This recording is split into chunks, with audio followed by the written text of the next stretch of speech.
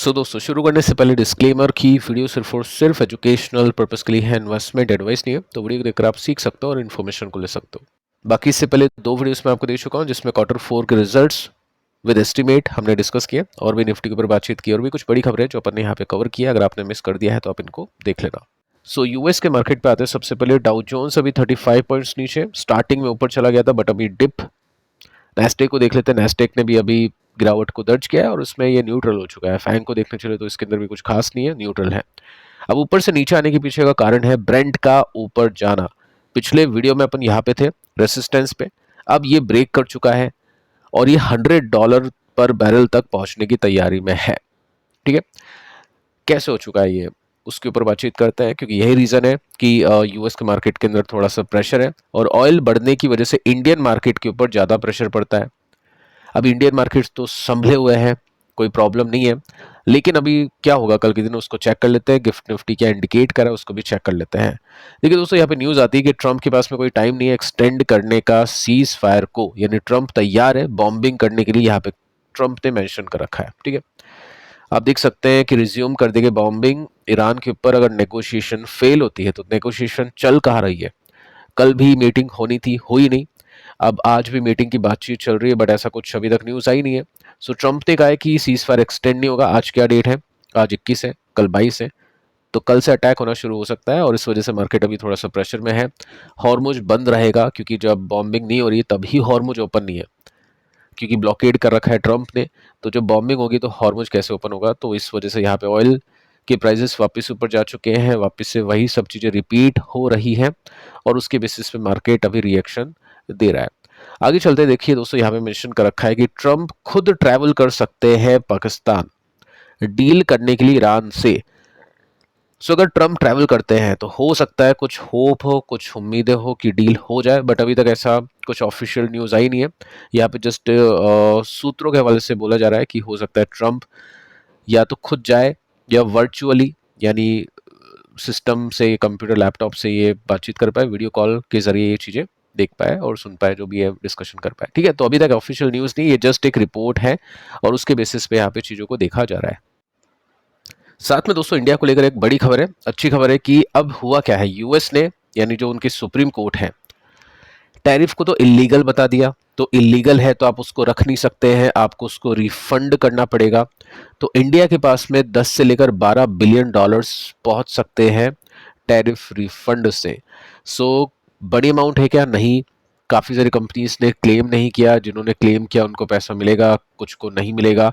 Plus second ये भी चीज़ है कि अगर ये पैसा मिल भी गया तो फिर ट्रंप दूसरे कुछ टैरिफ के मेजर्स लेगा। ट्रंप को बताइए सेक्शंस वगैरह काफ़ी सारी चीज़ें हमने वॉर से पहले डिस्कस की है, तो वो सब चीज़ें देखेगा मार्केट। बट ठीक है, रिफंड मिल सकता है, लेकिन मार्केट इसको कुछ खास पॉजिटिव वे में नहीं देखेगा। अब देखिए दोस्तों, गिफ्ट निफ्टी का इंडिकेशन कुछ ऐसा है कि 157 पॉइंट्स नीचे है, 0.64% की गिरावट। क्या कोई बड़ी गिरावट है, क्या इस गिरावट की वजह से ब्रेकडाउन हो सकता है? मेजर ब्रेकडाउन तो नहीं होगा, माइनर ब्रेकडाउन भी नहीं होगा इस गिरावट की वजह से, तो ठीक है, हम ये मान के चल सकते हैं कि मार्केट कल थोड़ा प्रेशर में रह सकता है। हो सकता है ओपनिंग वीक हो लेकिन उसके बाद में मार्केट के अंदर बाइंग आए। लेकिन हाँ, अगर अगर कुछ मेजर अटैक हो गए सीज फायर हटने के बाद में, तो डेफिनेटली मार्केट आपको एक और मौका देगा, ये फैक्ट है। ठीक है, और इंडिकेशन भी मिलना शुरू हो चुका है। क्रूड के प्राइसेस वापस से ऑल टाइम हाई जाने की कोशिश कर रहे हैं और साथ में गिफ्ट निफ्टी भी अभी नीचे है। इसके साथ में एक और डेटा मैं आपको दिखाऊं तो भी वो इंडिकेट कर रहा है कि हो सकता है एक मौका और मिल जाए मार्केट के अंदर, जिसमें आप देख सकते हैं कल भी एफआईएस ने माल बेचा था, आज भी 2000 करोड़ की बिकवाली एफआईएस ने की है। 3-4 दिन एफआईएस ने बाइंग की, बाकी 20 और 21 एफआईएस ने सेलिंग की है और कल के कंपैरिजन में जो आज है उसकी सेलिंग ज़्यादा है। देखते हैं कि क्या होता है कल और किस तरह से मार्केट रिएक्ट करता है। सबसे पहले कल की बात नहीं है, सबसे पहले वो देखना पड़ेगा कि सीज फायर हटते हटते हटते क्या क्या हो, कुछ अटैक होते हैं या फिर कुछ मीटिंग का आउटकम निकल जाता है। अब देखिए गोल्ड की प्राइस की बात करें तो यहाँ पे भी 2% का ड्रॉप है, यानी जो भी इन्वेस्टर इन्वेस्ट कर चुके थे, कुछ कैश अभी भी हाथ में है। जैसा कि मैंने आपको कैश को लेकर एक वीडियो दिया था कि मेजर सपोर्ट पे 50%, उसके बाद में जो भी हाथ में है, जब भी कोई डिप आती है उसके अंदर वो डिप्लॉय करेगी। तो डिप अभी हो सकता है आए एफआईएस के रिएक्शन को देखते हुए, गोल्ड के प्राइसेस को देखते हुए, ट्रम्प की कमेंट्री को सुनते हुए। सिल्वर आप देखोगे तो 4% नीचे है। तो जिन भी इन्वेस्टर्स ने जहां पे भी मौके मिस किए थे, वहां पे मौके हो सकता है और देखने को मिल जाए। ठीक है, अब देखिए दोस्तों, यहाँ पे है क्या, कुछ ऐसी कंपनीज हैं जिनके ऊपर अपन बातचीत करेंगे। कुछ ऐसी कंपनीज जिनके पिछले क्वार्टर यानी Q3 हम बोल सकते हैं, Q2 हम बोल सकते हैं, खराब थे, एक्सपेक्टेशंस को मिस कर चुके थे। स्टॉक उस वजह से नीचे आ चुके हैं। कंपनी अच्छी है, मैनेजमेंट काफी अच्छा है, और स्टॉक की जो वैल्यूएशन है वो भी काफी गिर गई है। स्टॉक अभी धीरे धीरे ऊपर जाना शुरू कर रहे हैं। अगर Q4 अच्छे आ गए तो ये स्टॉक हाथ में नहीं आएगा। तो यहाँ पे ट्रेडर ये ध्यान रखेगा कि Q4 के रिजल्ट कैसे हैं। अगर अच्छे आते हैं तो बहुत अच्छा गैप उसको मिलेगा ट्रेड करने के लिए। इन्वेस्टर अभी ध्यान देना शुरू कर देगा, क्योंकि ये जो कंपनीज हैं लॉन्ग टर्म कंपनीज है, स्टॉक्स नीचे हैं, खराब नंबर्स में ही स्टॉक सस्ते में मिलते हैं। और कुछ क्वार्टर खराब जाने का मतलब ये नहीं कि हर क्वार्टर खराब जाएगा, कंपनी अंडर परफॉर्म करेगी। ठीक है, तो पॉजिटिवली यहाँ पे देखने की कोशिश करेंगे, टेक्निकली फंडामेंटली। वीबीएल 4% की तेजी आज बनी। कारण सिर्फ इतना सा है, नेस्ले के नंबर्स अच्छा है तो बाकी कंपनीज के स्टॉक भी चल गए। यहाँ पे देखिए दोस्तों, नेस्ले ने जो ग्रोथ दी है 23% की, उस पर नेस्ले की वैल्यूएशन है 70 के आसपास। यहाँ पे 54 की वैल्यूएशन है, पी रेशियो है। कंपनी इंटरनेशनल भी एक्सपेंशन कर रही है, कंपनी डोमेस्टिकली भी काफ़ी अच्छा कर रही है, और 54 की वैल्यूएशन काफ़ी सही वैल्यूएशन अभी के समय है। क्यों है वो आगे चल के देखते हैं।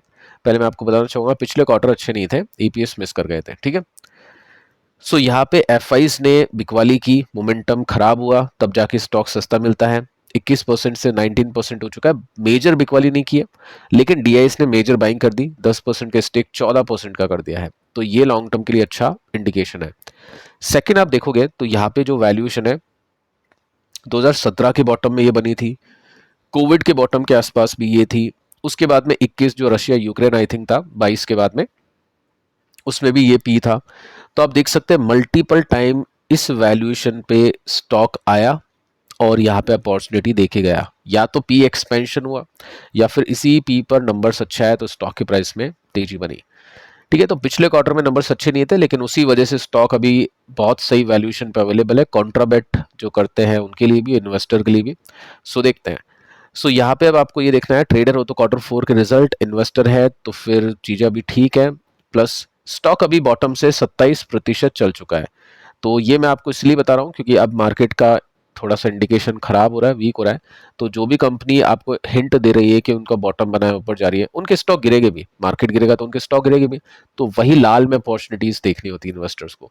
सो चेक करते हैं कि कल कैसा परफॉर्म करेगा या फिर कमिंग डेज में कैसा परफॉर्म करेगा। रेसिस्टेंस पे तो आ चुका है, यहाँ से स्टॉक कई बार गिर चुका है। अगर इसमें कोई डिप आती है तो डेफिनेटली वो इन्वेस्टर के लिए एक पॉजिटिवली देखने लायक चीज बनेगी। विशाल मेगामार्ट, ये भी एक अच्छी कंपनी है, कंज्यूमर कंपनी है, सिंपल कंपनी, रिटेल कंपनी, 4% की तेजी इसमें बनी, 74 का पी रेशियो इसमें है। इसके भी पिछले क्वार्टर में नंबर्स अच्छे नहीं थे और उस वजह से स्टॉक नीचे था। यहाँ पे हम देखें तो 54% के स्टेक 40 हो चुका है, इस वजह से एफआईडीआई ने दोनों ने स्टेक इंक्रीज किया है। बट वैसे अगर हम देखें तो चलो ठीक है, 12 का 15 भी हुआ है और 27 का 25, ठीक है, इंडिकेशन एफआईस की तरफ से भी तो अच्छा ही है, बुरा नहीं है। पब्लिक के पास में काफी कम स्टेक है, एफआईडीआई के पास में काफी अच्छा है, which is very good. Valuation देखोगे तो वीबीएल की तरह ये भी वैल्यूएशन काफी कंफर्टेबल दिखा रहा है, 140 का पी अभी जाके 60-70 का हो चुका है, विच इज वेरी गुड।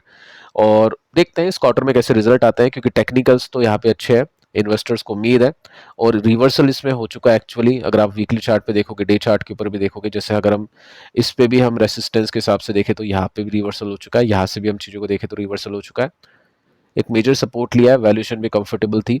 सो अगर ये कंसिस्टेंट स्विंग दे दें तो 27% का गैप है, और लॉन्ग टर्म इन्वेस्टर जो होल्ड करना चाहते हैं उनके लिए भी अच्छी कंपनी, रिटेल ग्रोथ के लिए। ठीक है, नेक्स्ट जो कंपनी है जोमेटो इटर्नल, और इसके पास में काफ़ी सारे सेगमेंट है, ब्लिंकिट है, डिस्ट्रिक्ट है।